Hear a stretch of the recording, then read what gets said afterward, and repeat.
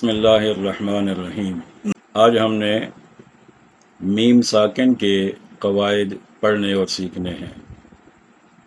میم ساکن سے مراد ایسا میم جس کے اوپر جزم ہو اسے میم ساکن کہا جائے گا۔ میم ساکن کے 3 قواعد ہیں۔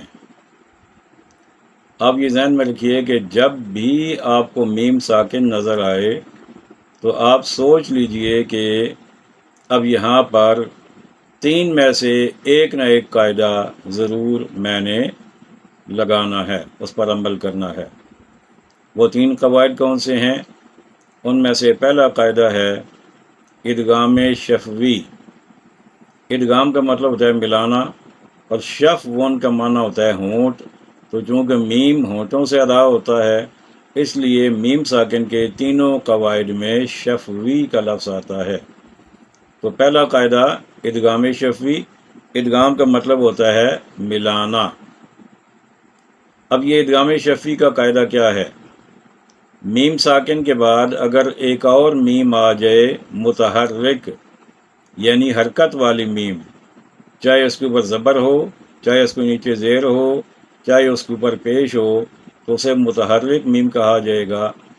تو اب پہلی میم دوسری میم میں مدغم ہو جائے گی، یعنی مل جائے گی اس کے اندر، تو اسے کہا جائے گا ادغام شفوی۔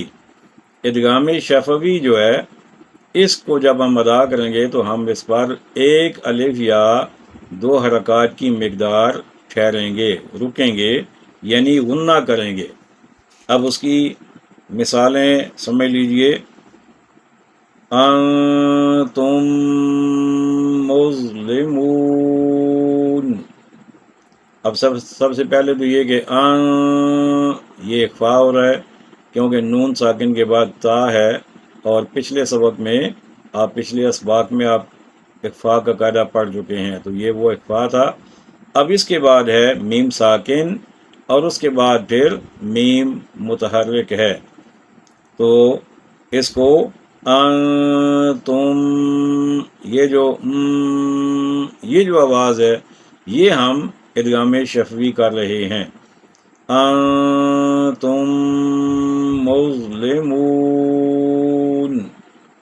دوسری مثال دیکھیے، وَلَكُمْ مَا كَسَبْتُمْ۔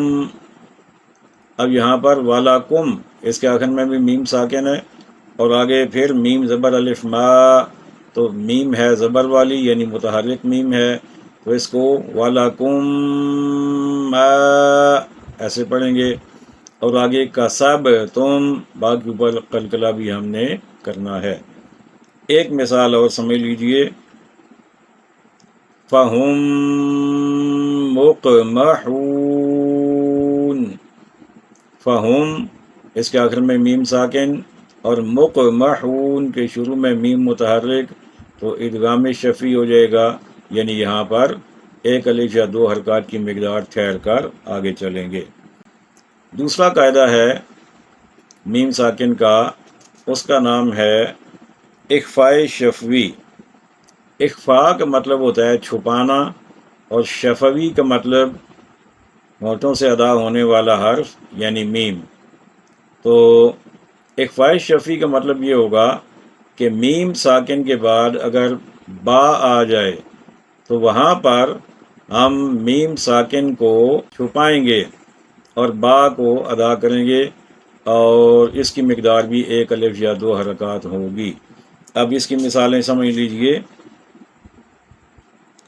کنتم بہ۔ اب یہ تو اخفا ہے جو اس سے پہلے آپ پڑھ چکے ہیں، کیونکہ نون ساکن کے بعد تا آ رہا ہے۔ کنتم، اب اس کے آگے با ہے اور آگے ہا ہے، بھی ہی ہے، تو میم ساکن کے بعد با آ گیا، تو اس کو ہم یوں پڑھیں گے، کنتم بہ۔ دوسری مثال دیکھیے، علیکم بوکیل۔ علیکم بوکیل۔ تیسری مثال دیکھیے، وَمَا هُمْ بِمُؤْمِنِينَ۔ وَمَا هُمْ بِمُؤْمِنِينَ۔ تیسری مثال دیکھیے، وَمَا هُمْ بِمُؤْمِنِينَ۔ وَمَا هُمْ بِمُؤْمِنِينَ۔ تیسری مثال دیکھیے، وَمَا هُمْ یہ تیسری مثال ہو گئی۔ اور میم ساکن کی تیسری جو کنڈیشن ہے یا تیسرا جو اس کا قاعدہ ہے اس کا نام ہے اظہار شفوی۔ اور آپ کو پتہ ہے کہ اظہار ہم پہلے بھی پڑھ چکے ہیں۔ اظہار کا مطلب کیا ہوتا ہے کہ ہم نے ظاہر کرنا ہے لیکن رکنا نہیں ہے۔ تو اظہار شفوی کا مطلب بھی یہ ہوگا کہ میم ساکن کے بعد دو حروف کے علاوہ، دو کون سے، ایک میم اور دوسرا با، اب ان کو چھوڑنے کی وجہ کیا ہے؟ چھوڑنے کی وجہ یہ ہے کہ میم کو ہم اس لیے چھوڑ رہے ہیں کہ وہ ادغام شفوی میں آ چکا ہے، اور با کو اس لیے چھوڑ رہے ہیں کہ وہ اخفاء شفوی میں آ چکا ہے۔ تو ان دو کے علاوہ یعنی میم اور با کے علاوہ کوئی بھی حرف اگر میم ساکن کے بعد آ جائے گا تو وہاں پر اظہار شفوی ہوگا، یعنی وہاں پر ہم بغیر رکے تیزی سے آگے پڑھیں گے لیکن میم کو ظاہر کریں گے، اسے چھپائیں گے نہیں۔ اب اس کی مثال دیکھ لیجئے، ہم فیہا، ہم میم ساکن ہے آخر میں، آگے فا ہے، تو یہاں پر نہ تو ہم ادغام کریں گے نہ اخفا کریں گے بلکہ اظہار کریں گے۔ تو اس کو تیزی کے ساتھ پڑھیں گے، ہم فیہا۔ دوسری مثال امضا، تیسری مثال وامطرنا۔